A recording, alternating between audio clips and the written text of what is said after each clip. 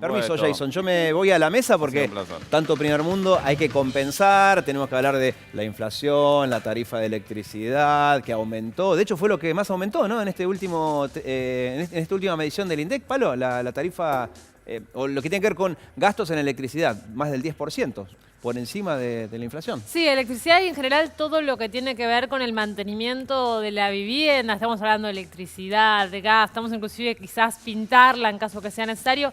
El mantenimiento de la vivienda está subiendo ya hace varios meses por encima de la inflación general.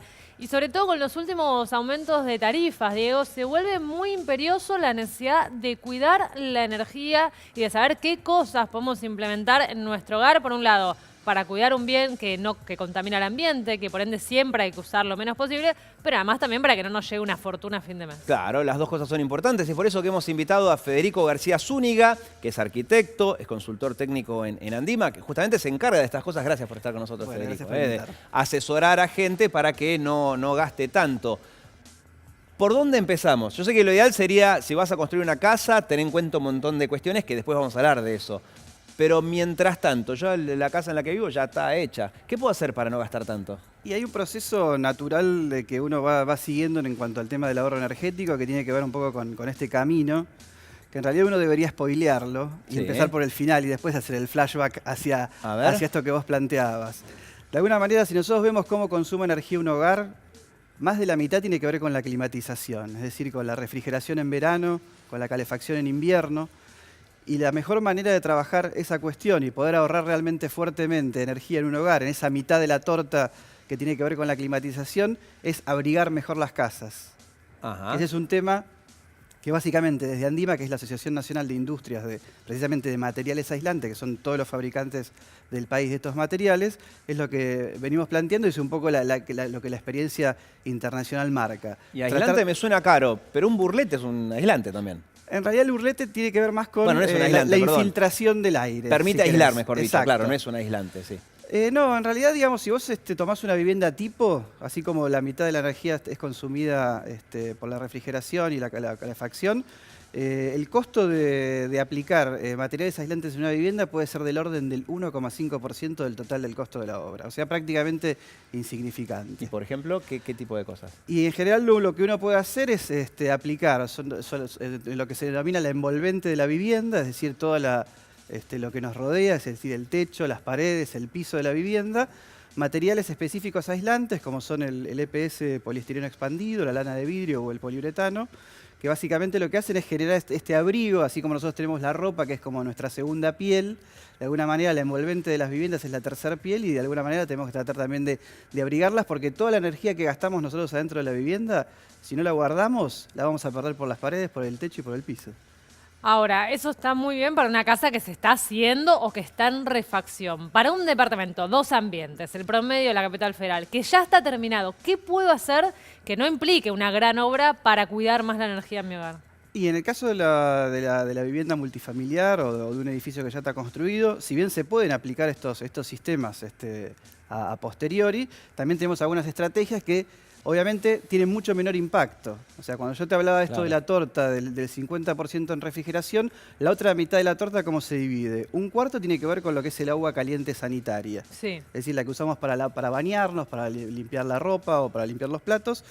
Sobre ese punto podríamos trabajar en lo que son los calefones sin piloto, que permiten ahorrar en los momentos en que estos artefactos no funcionan, ahorrar la energía que se gastaba, que nosotros vemos el calefón o el termotanque que tiene la llamita Sí. prendida, y eventualmente poder utilizar algunos elementos de recolección de energía solar, como son los calefones solares, como a veces se denominan coloquialmente, que son los colectores solares, que eso también permite generar ahorros en ese cuarto de la torta que no llegan ni siquiera al 20% de la energía total del hogar. Cosa ¿Y que son caros? Porque, o sea, ¿dónde está la curva de la amortización? Pues debe ser un poco más caro que el calefón común, debe ahorrar también, pero ¿en qué momento lo empiezo a amortizar?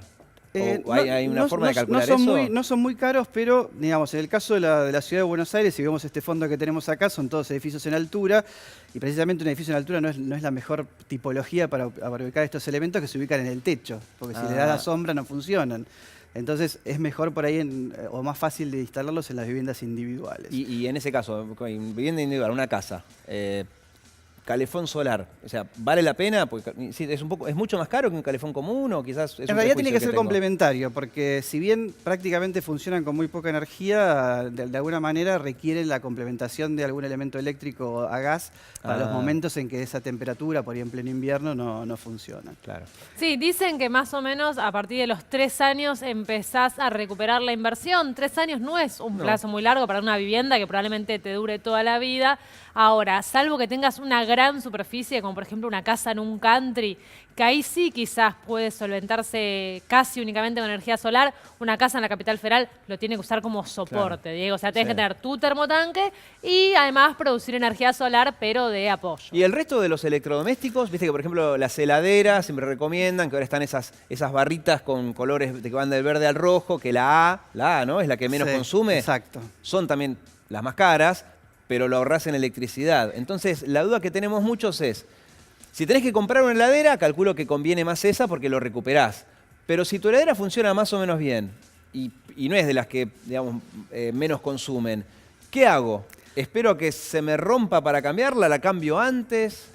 Y en el caso, digamos, esto que yo te marcaba, ¿no? La mitad de la torta tiene que ver con abrigar nuestras viviendas y es donde podemos ahorrar el 35% de la energía. El otro cuarto que tiene que ver con esto, digamos, del agua caliente, que puedes llegar a ahorrar hasta el 18% de la energía. El último cuarto que nos queda es todo esto que ustedes nos planteaban, ¿no? De los electrodomésticos, los artefactos del hogar, incluso el propio horno, que son las lámparas LED, por ejemplo, cambiar tecnologías de bajo consumo por lámparas LED. Ahí podemos llegar a ahorrar hasta un 9% como máximo de la energía de un hogar, porque en general, digamos, las tecnologías ya han ido evolucionando, o sea, generalmente todos tenemos televisores LED, o por ahí los mundiales por ahí fuerzan un poco O al menos uno en la casa, no todo, pero claro, ya no es algo tan pero extraño. sí, digamos, todas las tecnologías que tienen la certificación energética, esto que vos decías de las barritas con las letras, obviamente las A+, incluso algunas tecnologías más nuevas como los aires acondicionados inverter, tienen letras superiores. Ahora, ese mismo sistema de las letras se aplica en las viviendas. Existe a nivel nacional lo que se denomina la certificación energética de las viviendas. Y la principal estrategia para poder tener una vivienda A es abrigarla. Claro. Para evitar que toda esa energía que tenemos se dilapide por su...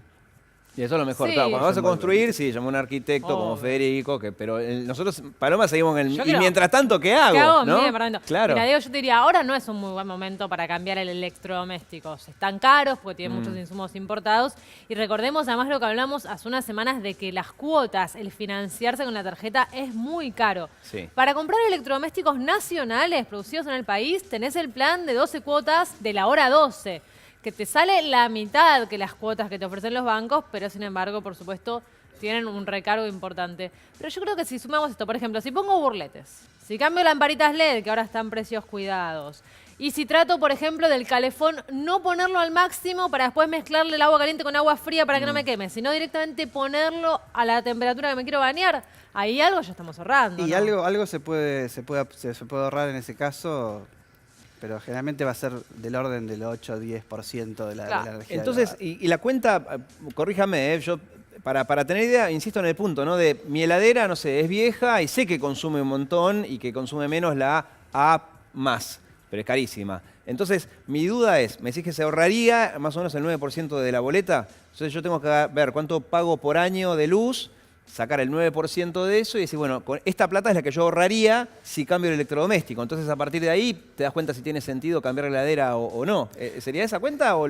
Sí, en general, digamos, también la tecnología va teniendo su evolución, su obsolescencia, digamos, uno la tiene que ir reemplazando a lo largo del tiempo. Pero sí, digamos, básicamente la amortización tendría que ver con esa cuenta que vos planteabas. Sí, más o menos igual, Diego, porque Sí. poner que la heladera te consuma un 9% de electricidad, una clase D o una clase A, la clase A también te va a consumir, te va a bajar Claro. un 3-4%, después también te va a consumir. En algo me estaba equivocando, Por tenés eso. razón. Porque te No, digo más. hasta que no se te rompa, perdón que me meta, pero hasta que no se te rompa en este contexto, no la Claro, hasta que no cambies. se te rompa. Y si se te rompe, ahí sí, apuntar más a el A positivo. Ahí puedes etcétera. aprovechar y, digamos, y un poco también en esto que vos decís se te rompe varias veces en toda la vida útil de la vivienda.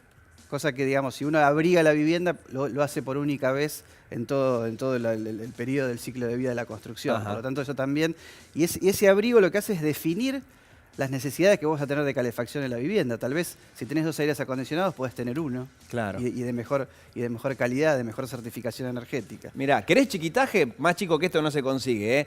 La duda que a veces uno tiene, iba a decir la gente, no, yo a veces la tengo. Tengo una bombita, pero de que todavía me sobrevive, ¿viste? De la de 60 watts. Y digo, ¿qué hago? Diego. ¿Voy y me compro la de LED, porque sale un montón, y la cambio, o espero que se me queme? ¿Entendés? Diego, ¿No les pasa? Decís, ¿qué cambiala hago? ya, ¿no? cambiala hoy. Mira, la bombita común no solo te consume mucho más energía. Pero me da que una la pena LED, tan linda que es. sino No. que además te dura menos tiempo y te produce menos luz. O sea, Ok. necesitas tenerla, en lugar de una bombita necesitas prender 3 para iluminar el cuarto. tengo Con lo cual, otra más. cambiala ya y está en precios cuidados. La LED ya no es cara y además te dura como 50 años. Y si tengo la anterior a la LED, viste que está la bombita de 60 watts, después está la de bajo consumo y ahora salió la LED. Sí. Si tengo la de bajo consumo, ¿esa qué hago también? No, esa me jala. costó cara, Esa espera Ah. hasta que se te queme, porque entre LED y bajo consumo no hay tanta diferencia en consumo. Sí lo que hay es mucha diferencia en cuánta vida útil va a tener la bombita. Ajá. LED bajo consumo, esa que tengas, sí. Ahora, si tenés una halógena, sacala, mandala a un museo, porque no existe más, y ponete una nueva. ¿Asentimos con estas cuestiones, Federico? Yo creo que sí, yo la guardaría así que todavía funcione porque va a tener mayor valor de reventa del futuro. Es buena esa, la guardo y dentro de 5 años la publico en Mercado Libre. Está muy bien. Gracias, Federico, No, por gracias todos a ustedes estos por consejos.